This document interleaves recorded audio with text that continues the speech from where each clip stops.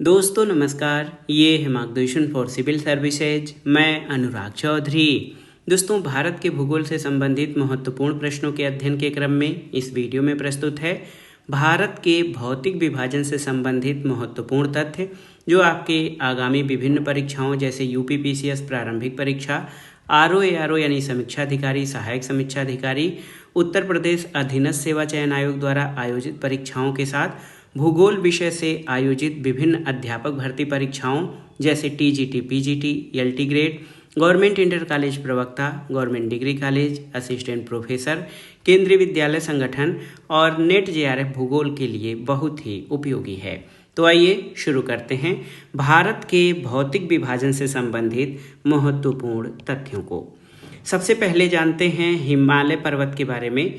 दोस्तों, हिमालय आप जानते हैं नवीन वलित पर्वत का उदाहरण है। हिमालय जो है ये नवीन वलित पर्वत है। इसमें विश्व की अनेक ऊंची चोटियां स्थित हैं। तो हिमालय जो है ये अल्पाइन श्रेणी का या अल्पाइन क्रम का नवीन वलित पर्वत है, जिसमें विश्व की सबसे ऊंची चोटियां स्थित हैं। हिमालय जो है ये युवा और विवर्तनिक रूप से सक्रिय है और इसमें लगातार उभार भी जारी है। तो याद रखिएगा, हिमालय युवा और विवर्तनिक रूप से सक्रिय है। पीर पंजाल श्रेणी कहाँ पर है? तो याद रखिएगा, पूछा जाता है। पीर पंजाल श्रेणी मध्य हिमालय में स्थित है। ये बहुत ही महत्वपूर्ण तथ्य है दोस्तों। पीर पंजाल श्रेणी मध्य हिमालय में स्थित है। अरावली श्रेणी कहाँ पर है? तो आप जान लीजिए कि अरावली श्रेणी गुजरात के पालनपुर से लेकर राजस्थान और हरियाणा से होकर दिल्ली तक लगभग 692 किलोमीटर, जबकि कुछ प्रामाणिक स्रोतों में ये इसकी लंबाई 800 किलोमीटर दी गई है, वहाँ तक फैली हुई है। तो याद रखिएगा, अरावली श्रेणी का विस्तार गुजरात के पालनपुर से लेकर राजस्थान, हरियाणा से होकर दिल्ली तक लगभग 692 किलोमीटर में इसका विस्तार है। और अरावली श्रेणी के बारे में महत्वपूर्ण तथ्य ये है कि ये भारत की प्राचीनतम पर्वत श्रृंखला है। भारत की प्राचीनतम पर्वत श्रृंखला अरावली पर्वत श्रेणी है और ये विश्व की सबसे प्राचीन पर्वत श्रृंखलाओं में से भी एक है। अरावली श्रेणी का विस्तार गुजरात से लेकर दिल्ली तक है, राजस्थान, हरियाणा से होकर, और ये भारत की प्राचीनतम पर्वत श्रृंखला है और दुनिया की सबसे प्राचीन पर्वत श्रृंखलाओं में से एक है। और अरावली की सर्वोच्च चोटी गुरु शिखर है, जिसकी ऊंचाई 1722 मीटर यानी 1722 मीटर है। याद रखिएगा, अरावली श्रेणी जो है भारत की प्राचीनतम पर्वत श्रृंखला है, जबकि दुनिया की सबसे प्राचीन पर्वत श्रृंखलाओं में से एक है। इसकी सर्वोच्च चोटी गुरु शिखर, इसकी ऊंचाई 1722 मीटर है। अल्फ्रेड वेगनर आप जानते हैं, इन्होंने महाद्वीपीय विस्थापन के सिद्धांत का प्रतिपादन किया है। अल्फ्रेड वेगनर के महाद्वीपीय विस्थापन या प्रवाह सिद्धांत को प्रमाणित करने के लिए पूरा चुंबकीय अध्ययन को आधार बनाया गया है। अल्फ्रेड वेगनर ने महाद्वीपीय विस्थापन का सिद्धांत दिया था और इसको प्रमाणित करने के लिए पूरा चुंबकीय अध्ययन को आधार बनाया गया है। अगला तथ्य है दोस्तों, महाद्वीपीय विस्थापन सिद्धांत के अनुसार प्रायद्वीपीय भारतीय स्थलपिंड गोंडवाना लैंड का भाग है। याद रखिएगा, जो दक्षिण भारत या प्रायद्वीपीय भारत का विस्तार है या प्रायद्वीपीय भारत का जो क्षेत्र है, ये गोंडवाना लैंड का भाग है। गोंडवाना भूभाग के विशाल क्षेत्र में प्रायद्वीपीय भारत, ऑस्ट्रेलिया, अफ्रीका, दक्षिण अमेरिका और अंटार्कटिका के क्षेत्र शामिल थे। याद रखिएगा, गोंडवाना भूभाग का जो विशाल क्षेत्र था उसमें भारत का प्रायद्वीपीय क्षेत्र, ऑस्ट्रेलिया, अफ्रीका, दक्षिण अमेरिका और अंटार्कटिका का क्षेत्र शामिल था। और अगर आपसे ये पूछा जाए कि भारत का सर्वाधिक स्थिर भाग कौन सा है, तो ये है भारत का प्रायद्वीपीय भाग। भारत का जो प्रायद्वीपीय भाग है ये इसका सर्वाधिक स्थिर भाग है। अगले प्रश्न पर आते हैं। महत्वपूर्ण है कि प्रायद्वीपीय पठार जो है ये किससे बना है, आपसे पूछा जाए तो आप बता सकते हैं कि प्रायद्वीपीय पठार का निर्माण आग्नेय और रूपांतरित शैलों वाली कम ऊंची पहाड़ियों और चौड़ी घाटियों से बना है। प्रायद्वीपीय पठार का निर्माण आग्नेय और रूपांतरित शैलों वाली कम ऊंची पहाड़ियों और चौड़ी घाटियों से हुआ है, ये आप बताइएगा। और अगर जो भारत के भौतिक विभाजन के बारे में आपसे पूछा जाए तो हम लोग बहुत शुरू से पढ़ते आ रहे हैं कि भारत को कुल 4 प्राकृतिक प्रदेशों में मोटे तौर पर विभाजित किया जाता है। ये हैं उत्तर का पर्वतीय क्षेत्र, दूसरा विशाल मैदान, प्रायद्वीपीय पठार और तट और द्वीप। उत्तर का पर्वतीय क्षेत्र, इसमें हिमालय पर्वत और उसके क्षेत्र शामिल हैं। विशाल मैदान जो उत्तर भारतीय विशाल मैदान है, गंगा यमुना और उसकी सहायक नदियों द्वारा लाए गए निक्षेपों से बना है।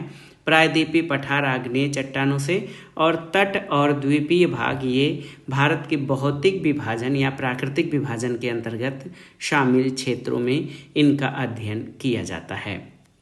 अब देखते हैं दोस्तों, भारत का विशाल मरुस्थलीय भाग जो है ये थार का मरुस्थल है और इसका विस्तार भारत के राजस्थान और पाकिस्तान में है। तो थार का मरुस्थल जो है ये बड़ा मरुस्थल है। ये भारत का ग्रेट इंडियन डेजर्ट या महान भारतीय मरुस्थल भी कहा जाता है। इसका विस्तार भारत के राजस्थान राज्य में और पाकिस्तान में है। हिमालय के बारे में महत्वपूर्ण तथ्य, तो हिमालय लगभग 2500 किलोमीटर की लंबाई, औसत चौड़ाई लगभग 240 किलोमीटर में फैलकर ये अर्धवृत्त का निर्माण करता है। इसकी चौड़ाई कश्मीर में 400 किलोमीटर और अरुणाचल प्रदेश में 150 किलोमीटर है। याद रखिएगा, हिमालय लगभग 2500 किलोमीटर यानी 2500 किलोमीटर की लंबाई वाला पर्वत श्रृंखला है और इसकी औसत चौड़ाई लगभग 240 किलोमीटर है और ये एक अर्धवृत्त का निर्माण करता है जिसकी चौड़ाई कश्मीर में 400 किलोमीटर और अरुणाचल प्रदेश में 150 किलोमीटर है।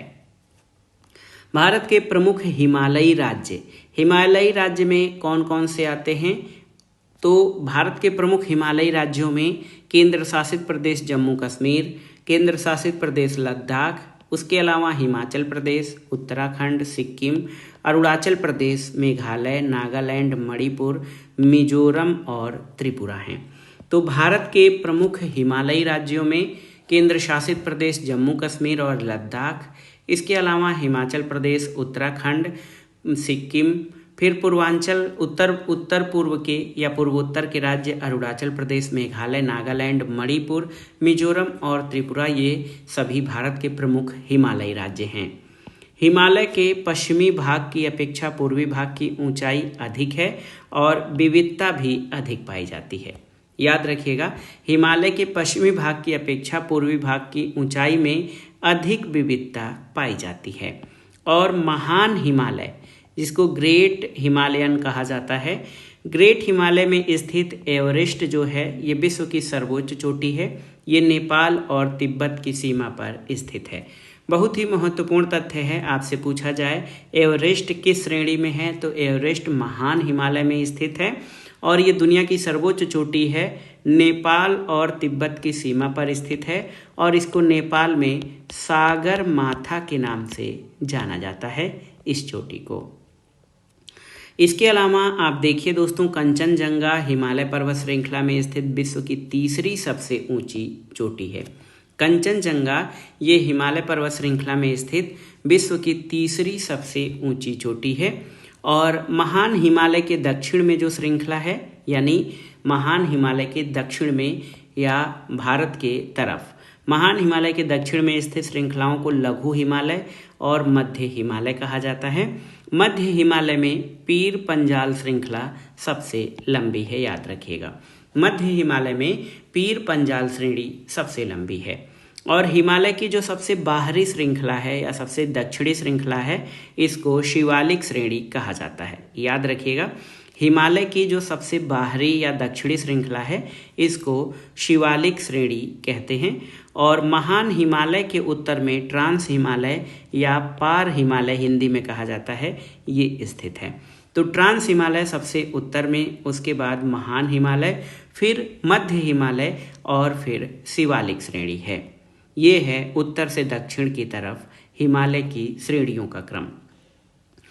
एक और देखिए दोस्तों, महत्वपूर्ण तथ्य है पामीर की गांठ। जो कि तिब्बत में स्थित है और यहीं से हिमालय और उसके हिमालय पर्वत श्रेणी का उदय हुआ है या यहीं से निसृत हुई हैं। तो पामीर की गांठ जो कि तिब्बत में है, ये ट्रांस हिमालय में स्थित है। काराकोरम, लद्दाख और जास्कर पर्वत श्रेणियाँ ट्रांस हिमालय का ही भाग हैं।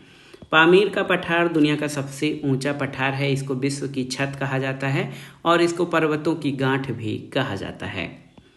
हिंदू धर्म का पवित्र कैलाश पर्वत ट्रांस हिमालय पर्वतमाला के पश्चिमी हिस्से में स्थित है। याद रखिएगा, हिंदू धर्म का पवित्र कैलाश पर्वत ट्रांस हिमालय पर्वतमाला के पश्चिमी भाग में स्थित है। और भारत में सर्वाधिक सघनता वाला भूकंपीय क्षेत्र हिमालय क्षेत्र में स्थित है। ये भी बहुत ही महत्वपूर्ण तथ्य है कि भारत में सर्वाधिक सघनता वाला भूकंपीय क्षेत्र ये हिमालय में स्थित है। अब आइए देखते हैं, अगला प्रश्न है कि प्रायद्वीपीय भारत में गोंडवाना भूमि के अपक्षय और अपवाह के कारण बना प्राचीनतम भूभाग है। जो प्रायद्वीपीय भाग है ये गोंडवाना लैंड के अपक्षय और अपवाह के कारण बना हुआ है। और अरावली, जिसको आप जानते हैं कि ये भारत की सर्वाधिक प्राचीन पर्वत श्रेणियां हैं, ये रेजिडुअल या अवशिष्ट पर्वत का उदाहरण है। अरावली ये अवशिष्ट पर्वत के उदाहरण हैं। अवशिष्ट पर्वत क्या है? तो अवशिष्ट पर्वत उन पर्वतों को कहा जाता है जो प्रारंभिक पर्वत अपर्दन की शक्तियों द्वारा अपर्दित होकर नीचे हो जाते हैं और उनका अवशिष्ट या शेष अवरोधक भाग ही दृष्टिगोचर होता है। जैसे विंध्याचल, अरावली और सतपुड़ा, ये सभी अवशिष्ट पर्वत के भाग हैं। एक बार फिर से दोहराते हैं, अवशिष्ट पर्वत उन पर्वतों को कहा जाता है जो प्रारंभिक पर्वत अपर्दन की शक्तियों द्वारा अपर्दित होकर नीचे यानी घिस जाते हैं। उनका अवशिष्ट या शेष अवरोधक भाग ही दृष्टिगोचर होता है। इसमें विंध्याचल, अरावली और सतपुड़ा पर्वत आते हैं। देखिए, सतपुड़ा श्रेणियाँ या सतपुड़ा रेंज दक्कन पठार का भाग है। इनका विस्तार, सतपुड़ा का विस्तार गुजरात, महाराष्ट्र, मध्य प्रदेश और छत्तीसगढ़ राज्यों में पाया जाता है। तो याद रखिएगा दोस्तों, सतपुड़ा श्रेणियाँ ये दक्कन के पठार का भाग हैं और इनका विस्तार गुजरात, महाराष्ट्र, मध्य प्रदेश और छत्तीसगढ़ राज्यों में है। जब आप मैप पर जो नेचुरल इंडिया का नेचुरल मैप है उसको देखकर इन प्रश्नों को आप देखेंगे तो वो आपको और भी विजुअलाइज तरीके से याद होगा। अगले प्रश्न पर आते हैं दोस्तों। ये पूछा गया है, पश्चिमी घाट की सबसे ऊंची चोटी कहाँ पर स्थित है? तो पश्चिमी घाट की सबसे ऊंची चोटी अनाईमुडी है जो कि केरल राज्य में स्थित है। इसकी ऊंचाई 2695 मीटर है। याद रखिएगा दोस्तों, पश्चिमी घाट की सबसे ऊंची चोटी केरल में स्थित अनाईमुडी है जो कि 2695 मीटर ऊंची है। पश्चिमी घाट का जो दक्षिणी क्षेत्र है वो उत्तरी क्षेत्र की अपेक्षा अधिक ऊंचा है। पश्चिमी घाट जो आप जानते हैं कि ये कटे फटे तटों वाला क्षेत्र है और इसका जो दक्षिणी क्षेत्र है यानी केरल वाला हिस्सा है ये अधिक ऊंचा है उत्तरी क्षेत्र से। पहाड़ियों की रानी के नाम से कौन सी पहाड़ियाँ विख्यात हैं? तो ये नीलगिरी की पहाड़ियाँ हैं पहाड़ियों की रानी। यहाँ पूर्वी घाट और पश्चिमी घाट का सम्मिलन स्थल है, यानी नीलगिरी पहाड़ियाँ पूर्वी घाट और पश्चिमी घाट के मिलन स्थल पर स्थित हैं। दोद्दा बेटा जो है 2637 मीटर, ये नीलगिरी पहाड़ी का सबसे ऊंची चोटी है। नीलगिरी पहाड़ियों की सबसे ऊंची चोटी दोद्दा बेटा है, 2637 मीटर इसकी ऊंचाई है। इसके अलावा आप देखिए दोस्तों, अन्नामलाई पहाड़ियाँ कहाँ पर हैं? तो अन्नामलाई पहाड़ियाँ दक्षिण भारत के केरल और तमिलनाडु राज्य की सीमा पर स्थित हैं। इसकी सर्वोच्च चोटी अनाईमुडी है। तो ये बहुत ही महत्वपूर्ण प्रश्न है। अन्नामलाई पहाड़ियाँ केरल और तमिलनाडु राज्य की सीमा पर हैं। कार्डामम पहाड़ियाँ, जिसको इलायची पहाड़ियाँ कहते हैं, ये दक्षिण भारत में पश्चिमी घाट के केरल के दक्षिण पूर्वी हिस्से और तमिलनाडु के दक्षिणी पश्चिमी हिस्से में अवस्थित हैं। और देखिए, कार्डामम पहाड़ियों पर इलायची की खेती व्यापक पैमाने पर की जाती है। इसी से इसका नाम भी पड़ा है कार्डामम पहाड़ियाँ या इलायची पहाड़ियाँ। यहाँ पर इलायची यानी कार्डामम की खेती व्यापक पैमाने पर की जाती है। शेवराय पहाड़ियाँ, तो शेवराय हिल्स तमिलनाडु के सलेम के पास स्थित हैं। याद रखिएगा, शेवराय पहाड़ियाँ तमिलनाडु राज्य में सलेम के पास स्थित हैं। अब आगे बढ़ते हैं अजंता श्रेणी। दोस्तों आप जान लीजिए, पूछा जाता है कि अजंता श्रेणी का विस्तार किन राज्यों में है, तो याद रखिएगा अजंता श्रेणी का विस्तार केवल महाराष्ट्र राज्य में है। बहुत ही महत्वपूर्ण तथ्य है, ये पूछ देता है कि अजंता श्रेणी का विस्तार किन राज्यों में है, तो आप बताइएगा अजंता श्रेणी का विस्तार केवल महाराष्ट्र राज्य में है। एक और प्रश्न है, रामगिरी की पहाड़ियाँ कहाँ पर स्थित हैं, तो ये तेलंगाना में स्थित हैं रामगिरी पहाड़ियाँ। बहुत ही महत्वपूर्ण है दोस्तों, रामगिरी पहाड़ियाँ तेलंगाना में स्थित हैं। मैकाल श्रेणी, तो मैकाल श्रेणी जो है ये मूल रूप से सतपुड़ा श्रेणी का पूर्वी भाग है और मैकाल श्रेणी का विस्तार मध्य प्रदेश और छत्तीसगढ़ राज्यों में विस्तृत है। ये प्रश्न भी बहुत ही महत्वपूर्ण है, पूछा जाता है परीक्षाओं में कि मैकाल श्रेणी का विस्तार कहाँ पर है, तो मैकाल श्रेणी मूल रूप से सतपुड़ा श्रेणी का पूर्वी भाग है और ये मध्य प्रदेश और छत्तीसगढ़ राज्यों में इसका विस्तार पाया जाता है। यहाँ पर मैं लिख दे रहा हूँ। इसके अलावा देखिए दोस्तों, नीलगिरी पहाड़ी भारतीय प्रायद्वीप के पूर्वी घाट और पश्चिमी घाट के मिलन बिंदु पर स्थित है। ये हम लोग बहुत पहले से जानते हैं और परीक्षाओं में ये पूछा भी गया है। नीलगिरी पहाड़ी को ब्लू माउंटेन या नीला माउंटेन भी कहा जाता है। इसका अर्थ भी, नीलगिरी का अर्थ भी ब्लू माउंटेन ही होता है। नीलगिरी पहाड़ी सर्वाधिक ऊंची चोटी दोद्दा बेटा है, जिसकी ऊंचाई 2637 मीटर है। नीलगिरी पहाड़ी की सबसे ऊंची चोटी दोद्दा बेटा 2637 मीटर ऊंचाई है। और आप जानते भी हैं कि माउंट एवरेस्ट विश्व का सबसे ऊंचा पर्वत शिखर है, 8848 मीटर। ये दुनिया का सबसे ऊंचा पर्वत शिखर है।